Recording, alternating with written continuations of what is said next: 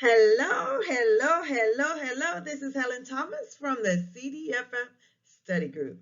All right, let's look at the GAO standards for internal control. So there are 5 basic standards, and we're going to look at each one and then the principles that falls under those components.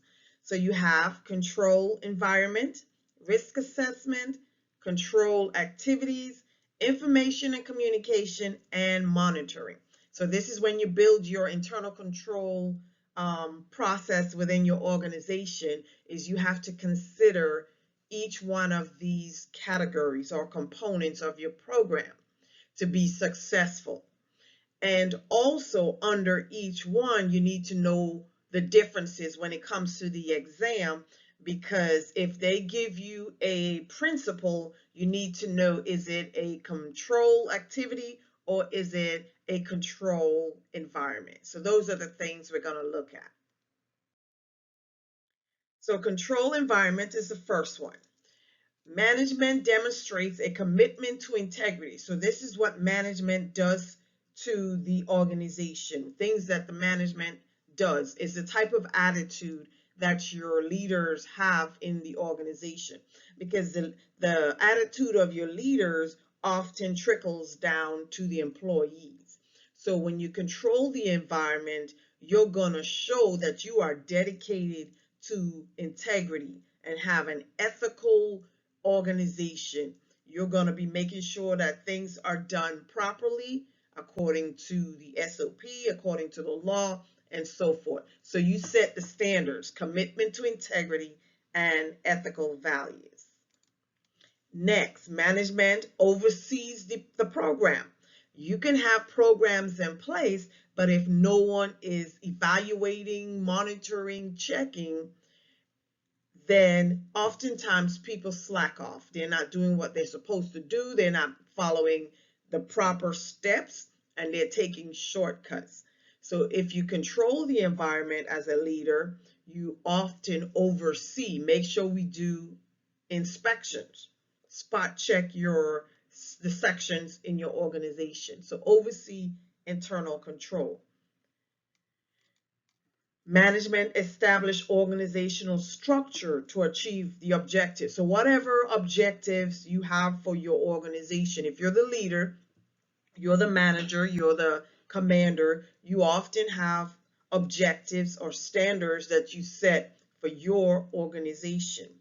And part of that is then developing the structure of the people under you to ensure that they meet those objectives. So again, it's about controlling the environment. And remember again for the exam is under each one of these standards, you will have different things that management is responsible for doing. So then you look at it, if I mix it up and I put these same standards under, let's say, risk assessment, then you will note it doesn't belong under risk assessment. It's part of control environment. I think we have another one. Management is dedicated to hiring competent personnel, setting the stage for that proficient organization by ensuring that when we vet individuals, we hire individuals, we make sure that they are capable of doing the job. So those are the 4 principles. And then we have management evaluates performance, and they want to make sure that people are held accountable when they are placed in these internal control roles. So it's part of management being active again and evaluating the personnel. So making sure everybody's doing what they're supposed to do. Control environment. The next one is risk assessment. Every decision that we make, whether it's in your job or in your personal life, there's always an associated risk. So as a leader, as a manager, you need to identify those risks. Or even if you're not a leader, you're a leader of your section, of your cubicle.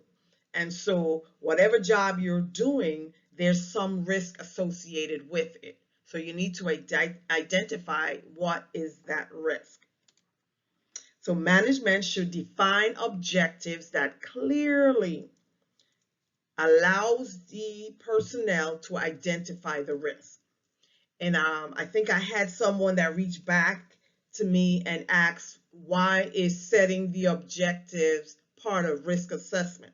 So if you think about it, if you make sure that all the steps are laid out for your personnel and the objectives are stated, you've already considered the risk when you set the objectives. So if the objectives are clearly defined, then it makes it a little bit harder for people to make mistakes. So risk assessment management defines objectives that clearly enables identification. So you're able to identify if something is outside of the norm, it's a risk, because you have those objectives. Also, under risk assessment, management respond to risk related to achieving the objectives. So in the other way, once you identify the risk, voila, what you're going to do? You're going to respond to it. You can't just say, okay, we got a risk. You have to be able to address it. So how are you going to mitigate that risk? If you can't get rid of it completely, how are you going to reduce the risk to your operation, to your personnel? You don't want people making mistakes and then getting them in trouble because you already knew there was a risk. What did you do to fix it? Management considered the potential for fraud. So in our organization, as a financial manager, you're dealing with money, you have to look ahead. The so what? Why? What if? If this happens and things operate in a certain perspective, is there a possibility for someone to conduct, for fraud to occur, for someone to do that, for the fraud, waste, or even abuse of that process? So management consider the potential for fraud. What is the potential? Kids, management identify and respond to major changes that impacts your internal control system. So anything that deviates from the plan that you establish, not just deviate, but significantly deviates from your internal control process, then you need to address it.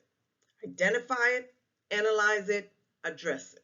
And then you need to address it, because it all would then, if you don't fix it, then it's going to get worse.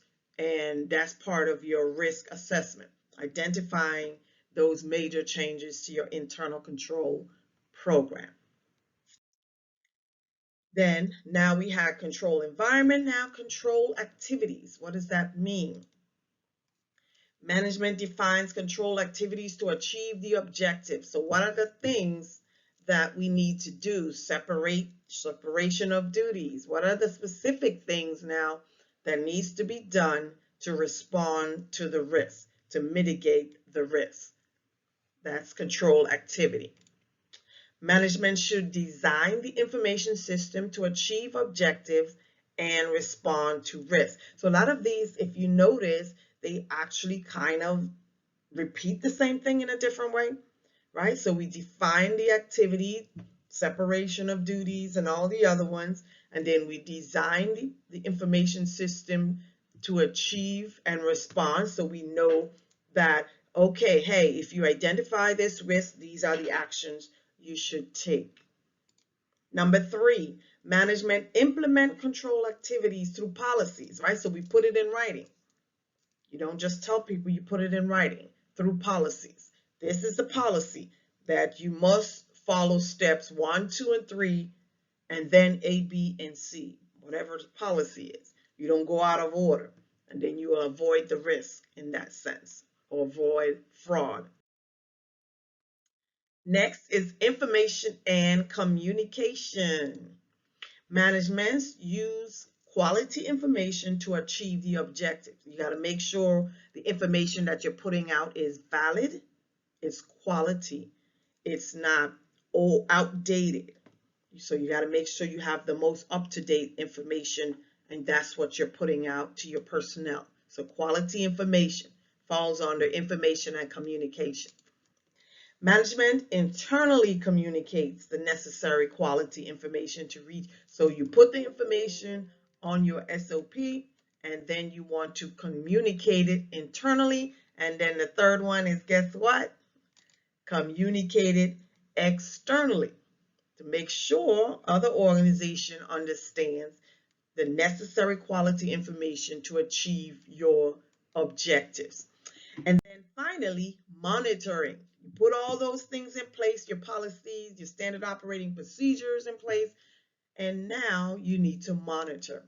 Part of monitoring is management establish and operate monitoring activities. These are your inspections, right? Internal control inspections to monitor the internal control system. You look at your results, you evaluate the results, then you determine the corrective actions to fix any deficiencies that was identified during those evaluation.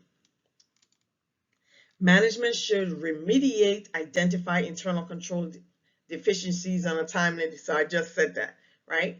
So you put the monitoring in place, you put the inspections, then you identify deficiencies in a timely manner. You want to fix their deficiencies.